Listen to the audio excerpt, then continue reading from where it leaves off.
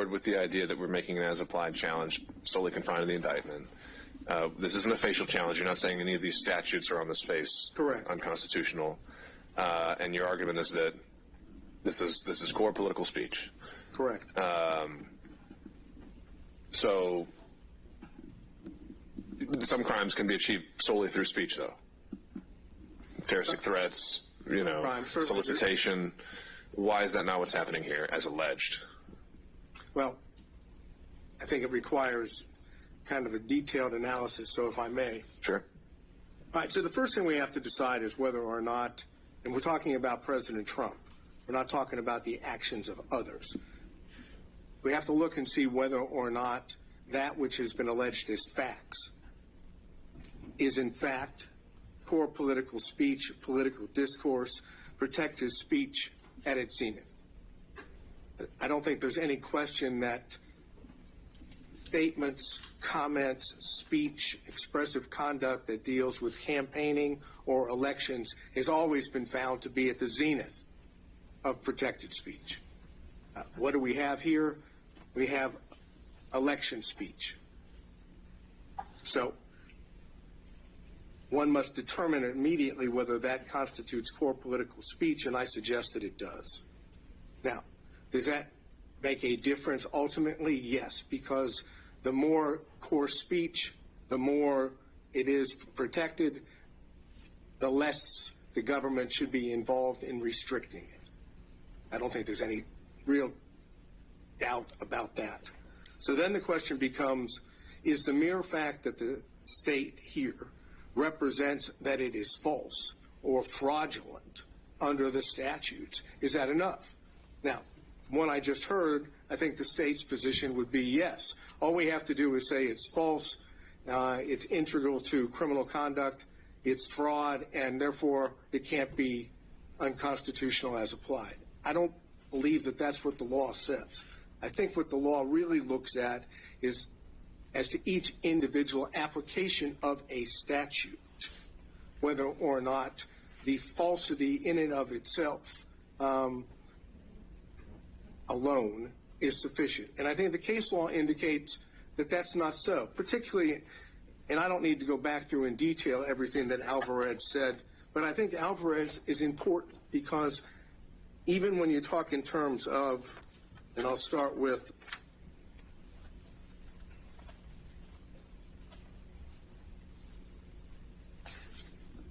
we're looking at the majority, I guess it would be the plurality opinion that by Judge Kennedy, but for purposes of interest to us, the Chief Justice and Justice Sotomayor agree. So now we're talking about two people still on the court. And I'm looking specifically at page 723, in which the court goes on to say, were the court to hold that the interest in truthful discourse alone is sufficient to sustain a ban on speech, absent any evidence that the speech would be used to gain a material advantage, it would give government a broad censorial power unprecedented in this court's cases or in our constitutional tradition. So that's the beginning part of plurality, saying the way to attack false speech or false political speech or core speech is with truth, which is precisely what was going on. We're talking about this time period without getting outside the indictment. You're talking about at the same time the allegations are being made, factual allegations in the indictment, you have others that are fighting that off. Government's position would be with state's position with truth. Moving beyond Alvarez, that part of it,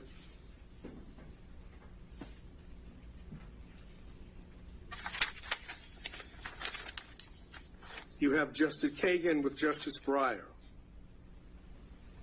And here I think gets to the crux of where we are. And this is the concurring opinion. It goes through a litany of false statement cases in which the government's position in Alvarez is being false in and of itself is enough. That is, once you determine it's false, we're done. But That's not what the concurrence says, and that's not what the dissent says. The concurrent says, basically, that these judicial statements cannot be read to mean no protection at all. False factual statements can serve useful human objectives, for example, in social contexts where they may prevent embarrassment, in public contexts where they may stop or panic in the face of danger, and even in technical, philosophical, and scientific contexts where, as Socrates' method suggests, examination of a false statement, even if made deliberately to mislead, can promote a form of thought that ultimately helps realize the truth. And then it goes on and says, even a false statement may be deemed to make a valuable contribution to public debate since it brings about the clear perception and the livelier impression of truth produced by its collision with error. So this is the proposition that it's not the falsity alone that controls. It's the context in which the speech is made. And if it is deemed false, and for purposes of the indictment, we have to assume that it is false because that's what the facts have been alleged. That doesn't mean it's the end of the analysis. Why do we not also have to assume, since it's an allegation, I think you say in your brief, that it's unlawful, willful, and knowingly false? So, because at least our position, President Trump's position, is those words are not words of fact. Those are words of legal connotation. And that while they have meaning, that would allow, for example, let's go to Alvarez and the Stolen Valor Act. Just because they alleged that it was unlawful didn't mean it wins. That is, it doesn't mean that the government wins. But that's because they decided that wasn't a crime at all. I mean, that was a facial challenge where they said this statute, even if you violated it, violates the First Amendment. You've said that the RICO statute, you can violate it and not, it's not a, right? So we put legal conclusions in indictments all the time. I think that's going to be part of Mr. Schaefer's argument in just a minute. I mean, you said a moment ago, just because the state pleads it, you don't think that's enough in an as-applied challenge, and I'm trying to figure out why. As to statements such as legal conclusions are unlawful and so forth. Now, if there had been, I guess if the allegations had been broader, maybe we wouldn't be at that crossroads, but those aren't facts. The facts, as I've outlined or we've outlined in our brief, you take the overt acts, you look at those overt acts, and then those at the same time and then look at the substantive offenses or conspiracy offenses in the rest of the body of the indictment. Words like unlawful don't change that. At least that's our position. So now we're talking in terms, going back to Alvarez and the concurring opinion, you're talking in terms of falsity alone is not enough. There are situations, contexts which override just the falsity alone. And that's, again, the political discourse, the political speech. The more significant it is to certain issues, clearly being President of the United States at the time, dealing with elections and campaigning, calling into question whether what had occurred, at least in the election of 2020 for president, that's the height of political speech. And then you go even to the dissent, which I think is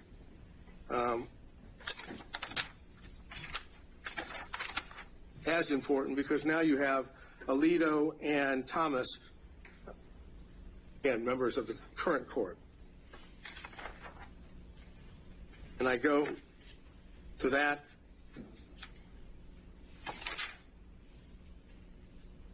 What I believe starts at page 751. And it says,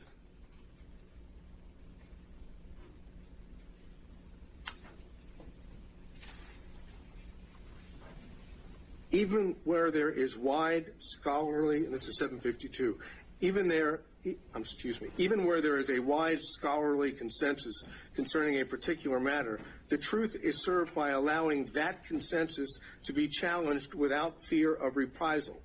Today's accepted wisdom sometimes turns out to be mistaken, and in these contexts, even a false statement may be deemed to make a valuable contribution to public debate, since it brings about the clear perception and livelier impression of truth produced by its collision with error.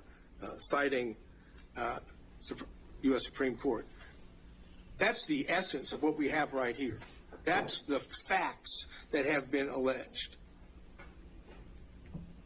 Essentially, the state's position is because, as alleged, what President Trump said speech-wise or expressed either through his speech or conduct, which is still freedom of expression, because that's false in the eyes of the state, it's lost all protections of the First Amendment.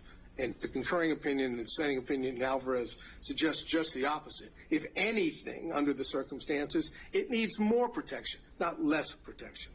So, keeping that in mind, let's move to not RICO. Put RICO aside for a minute. Let's move instead to the conspiracy counts, which are counts 9, 11, 13, 15, 17, 19. Basically, what the state's position is on that, because it took this position previously in its filing on September 27, 2023, in response to that which was filed by Chesbrough. And I'm aware, of course, of the court's order that dealt with Chesbrough, and it didn't deal with the as-applied. So I'm dealing... And more so in that one, as I go back and look at it, there was a much more kind of concerted effort to bring in facts outside of the indictment, right? And they started talking about, well, there was a transcript at the meeting, there was this, so it didn't really seem to be a true as-applied challenge, right? But as the court noted in its order, at that point it didn't determine that it was ripe for a pretrial challenge. So I'm taking what Chesbrough, what the state said, as it applies now, because it says in that brief that it was both as to facial and as applied challenges. Essentially what it says is, as to those counts, 9, 11, 13, 15, 17, 19, as to 9, 11, and 17, the mere fact that it alleges a fraud is enough. That is, that's what's on page 5 and page 6. Since each of those statutes prohibit conduct involving fraud, we don't go any further. And I'm suggesting that's wrong, that you must go further. You must look at the speech itself, the expressive conduct itself in connection with those specific statutes. That's what the as applied is. The fact that it's a fraudulent statute, now you want to look and see why, under the circumstances here, the language speech of the president falls within that. And if you look at it in that sense, the mere fact that it's false is all that they have. There's not a finding that the speech itself, beyond the speech itself, is fraudulent. What the state wants to do is say, we have a goal. We have an objective here that we have put forward. Steal the election in an unlawful fashion. I say change that for a second to legitimate concern about the validity of the election. If that was the way you focused on it, which is a way to do it as applied, even with the facts, would what President Trump said on those counts be a protected speech? And the answer is it has to be, because the only thing that makes it fraudulent is the state saying it's false. Take every one of those and say, okay, it's not false. It's protected. The only reason it becomes unprotected, in the state's opinion, is because they call it false. And that's what Alvarez doesn't allow. In and of itself, it cannot be simply the content-based. It has to be contextual. And the contextual here is a political core value being addressed, elections and campaigning. And that holds true for all of those that deal with the conspiracy. And then you deal with counts 29 and 39, which is the false statements charges.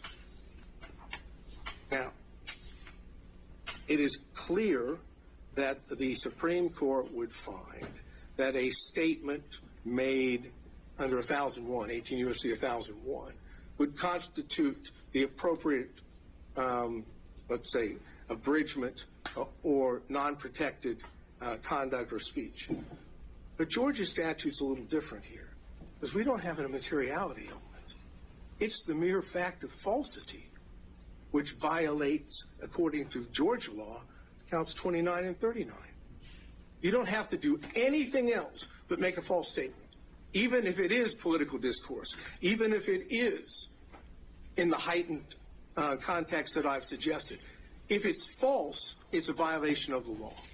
And I'm saying, as applied to political speech, that can't be constitutional as applied. Remember, no materiality, simply the fact that it's said it. So essentially, what the state's position on that would be, it didn't have to be sent to anyone of consequence in the state agency. It just had to be said. Indeed, if you look at, and the most probably best example is count 39, that's a letter written after the election in September of 2021 from President Trump to Secretary of State, in which it has, according to that, one statement, and that constitutes, according to the state, falsity, but it's clearly political speech, and it's clearly being related to the activities and the matters that of election and campaigning, even after the fact. It's still related just to that. So looking at 29 and 39, I think you have a situation in which the falsity alone is all they have. As applied here to political speech, it is unconstitutional as applied under the First Amendment. And then finally, you have count 27. Quick question on that. Had you, I hadn't located one. Had you found anyone ever attempted a facial challenge on 161020? Yeah, in fact, I don't remember the name of the case, but it has been upheld, even though there was references to the fact that maybe materiality should be part of it. That's got to be the Haley case. That's right. That's right. Okay. So, yes, facially, yes. But Haley, of course, didn't go to the extent of trying to determine as applied in a particular context. And it's, again, I don't to repeat what I just said, but here we're talking about the heightened value of core political speech. And then with 27, we're talking about the filing of a false document. Again, the only thing there that involves President Trump is an attestation on the complaint. Now, all it refers to in the indictment is complaint. But again, we're talking about the act, the falsity, or the filing of a false document is the falsity in the document itself. And I'm suggesting under the circumstances, that and that alone wouldn't violate that statute as applied. So regardless of the facial challenges, the question becomes here, is the mere fact that the state says fraud or false statement enough to get by an as applied challenge? And our suggestion is it is not. Now let's go to RICO. And I think RICO is more difficult, to be honest with you, because we're talking about a much broader statute. At the same time, when you look at the allegations against President Trump, all of the allegations involved expressive conduct or speech. We have false statements alleged in overt acts, and again, all of which are political core value, political discourse. You have false statements in overt acts 1, 5, 7, 8, 17, 93, 97, 108, 113, 133, 135, and 157. Purely, the only allegations there are falsity. There's no allegation beyond the fact that those statements are made. And I'm suggesting that, again, heightened political speech has to be looked at differently.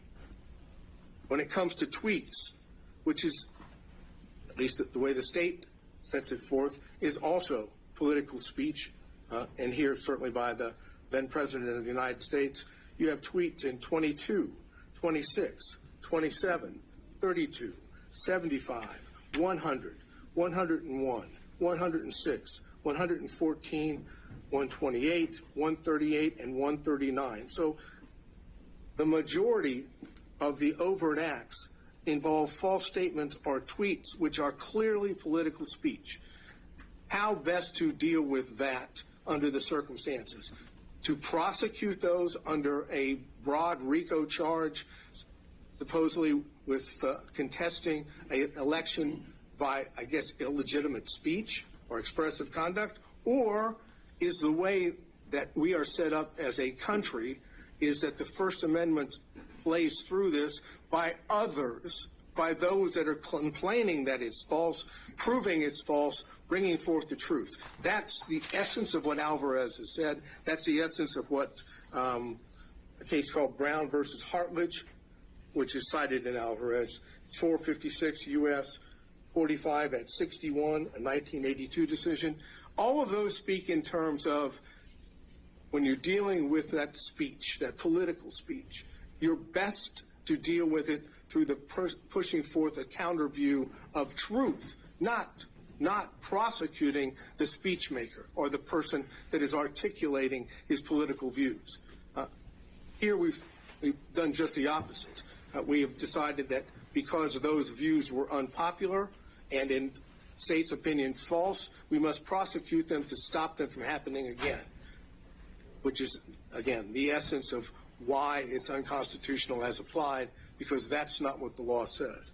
Finally, the rest of the overt acts, either telephone calls or meetings or requests, no false statements. They're just acts, expressive acts. And they're in there as well. Those are political acts.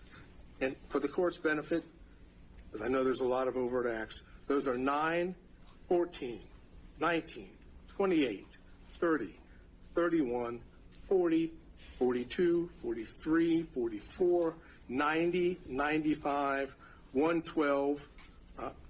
What was in the old indictment is 123. Paragraph number 2 is now, I think, is 125. 130, 131, 140, and 156. There is nothing alleged factually against President Trump that is not political speech. So what this court has to decide is the state's position that fraud or false statements under these circumstances, which I suggest really is alone, is that enough to get it by an as-applied challenge? Our position is it's not. Is there another way to look at this? They're going to argue at the same time that it's integral to criminal conduct. But it's the speech that's being punished. That is the criminal conduct. If it's not the criminal conduct, there would never be an indictment for the RICO against President Trump or any of these other counts. Take out the political speech, no criminal charges. Political speech disagreed with, basis for all charges. I think that is the best way for me to sum up where our position is. All right.